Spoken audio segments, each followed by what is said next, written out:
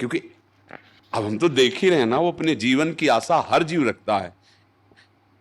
किसी जीव की रक्षा के लिए हम किसी जीव की हत्या, हाँ, हमें अगर उसके प्राण पोषण के लिए जरूरत है वो तो बात हो गई। जैसे महाराज शिवी की शरण में जब कबूतर आया तो देखा कि बाज बैठा हुआ है।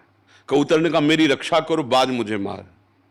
तो उन्होंने कहा कि अब तो आपको नहीं खाने देंगे कबूतर को, क्योंकि मेरी शरण में आ गया। और उसे कहा तुम निर्भय हो जाओ। बाज से कहा कि तुम जो पाना चाहो। तो बोले आप जानते हो कि हम कोई फल फूल थोड़ी खाते हैं, हम तो मांसाहार करते हैं। तो बोले हम कसाई वाड़े से मांस मंगा देते हैं आपको। बोले नहीं, सब जानते हो शास्त्रों में वर्णन कि मेरा आहार कबूतर पक्षी होते हैं, आप कैसे हमारे आहार को छीन सकते हैं। उनका अब हमारी शरण में आ गया, अब तो नहीं दे सकते आपको, आप दूसरा उपाय बताओ। अगर आप हमारा मांस खाना चाहें तो हम आपका दें, आप राजी हो जाओगे? इस कबूतर को तो नहीं देंगे। बोले हाँ राजी हो जाएंगे।